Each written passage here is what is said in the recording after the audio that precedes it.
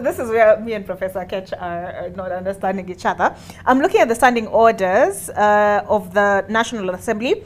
Number 5, on nomination of candidates for the office of Speaker. So number 5, subsection 2, the names of candidates for election to the office of Speaker shall be entered upon nomination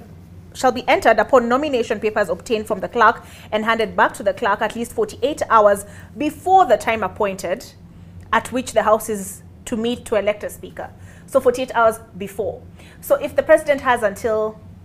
Actually, sorry, I counted the days and it was Thursday. Is it Friday? Okay, let's say Friday, right? So at least 48 hours before, the clerk needs to have obtained the nomination papers back. So let's say Friday. So let's say by Wednesday, right? No, is it by Thursday? By Wednesday. I think those are two separate processes. There is the President convening the House. Right. That's one. And that's one. Yes. And then there is a separate process of processing the candidatures of the speakers. Yes. But my understanding is that the But I think the starting speaker point is the President has not convening Parliament. Once yes, Parliament convenes, then that process continues. But it seems to me that what is envisaged is a very quick appointment process. It's not a very long process. And so if it is a quick appointment process, then where is the crisis? This is my understanding of it, right? I don't handle the crisis. Where the crisis is emerging, right? Yes. So we have, let's say the President has until Friday. Yes. 30 days after an election, the President has to convene by way of Gazette notice the first place and time of the first sitting of Parliament. He has until Friday to do so. But 2 days, so the first order of business for the House, as per the standing orders, apart from taking oath, is to elect a Speaker. The clerk, according to Article 106, the Speaker is to be elected as per the standing orders. The standing orders stipulate that the nomination papers have to be handed back to the clerk at least 2 days before the first sitting of Parliament, right? So if the President has until Friday, let's say by Wednesday. So when is the time? And yes, add that to that. Right? Let's say the President gazettes. So he's waiting, let's say he's waiting like we are right now for the Supreme Court to render judgment on the presidential petition, 2022 presidential petition. He has, when will the clerk receive these? I think that's where the crisis is emerging. When will the clerk receive these names in order to vet them, in order now for the election to happen on time? But the first critical thing, because it says upon the President notifying the place and date for the first sitting. So nothing happens until then. Mm-hmm. The nomination process commences after the President has acted. Mm-hmm. So where is the crisis? So no crisis. The President nominates, and then the clerks then, through a Gazette notice, invite interested persons to submit their nomination papers for election to the office. The clerks then appoint a nomination day and designate the place for the receipt of nomination papers at least 48 hours before the time appointed at which the Speaker is to meet to elect a Speaker. So my reading of it would be that the election of the Speaker happens sometime after the President has notified the place and date of the first sitting of Parliament. So, so these are processes that I think happen prior to that sitting, because it is at that sitting. Okay, wait. So the President, okay, so the first sitting does not have to happen within these 30 days? No, I don't think the first sitting has to happen within those 30 days. But it is at that first sitting that they appoint their Speaker. Yes. Correct? Yes. So what sets everything in motion is the President notifying the place. But notifying the place and date of the first sitting is, to put it, the President says that the Parliament shall meet on date X. Mm-hmm. So the clerks of the two houses will work with date X in mind.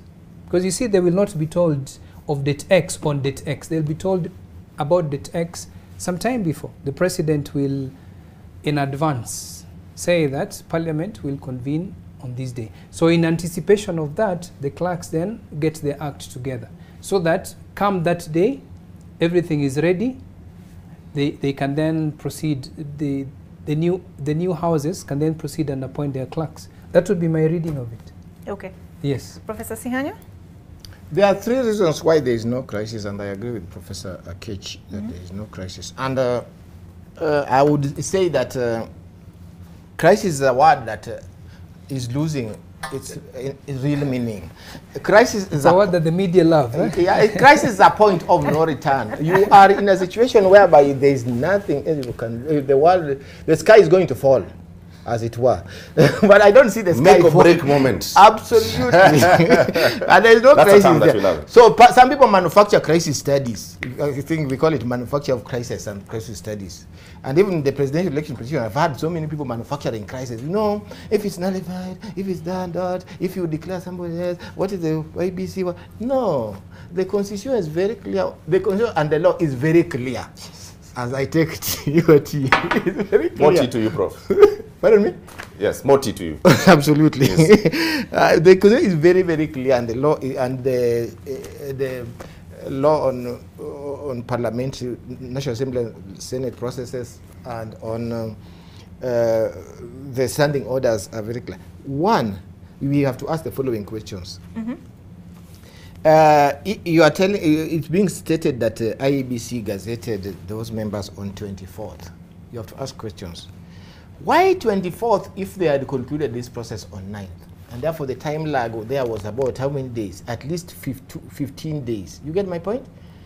And then if they did 24th, are we being reasonable?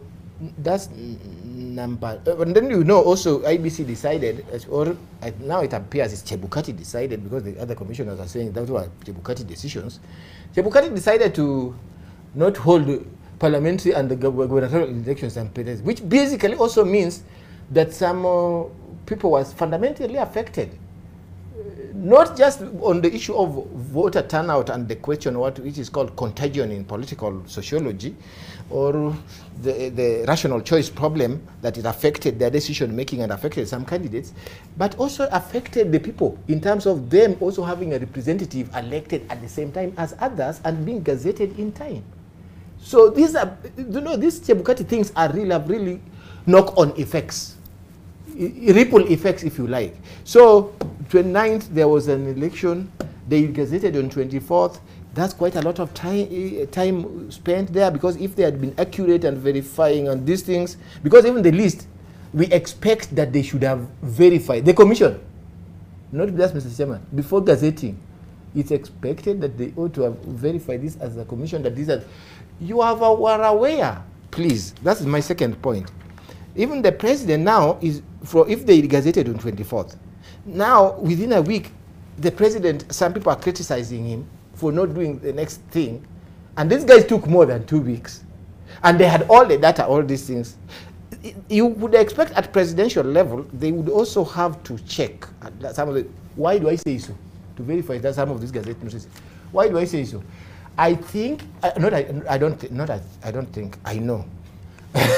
I know and you know that there is a time that the Gazette of IBC Chebukati were reviewed, and it was realized that from the 2017 elections they put some members of parliament in different constituencies, and that was many years after the 2017 election. I think you can remember that story.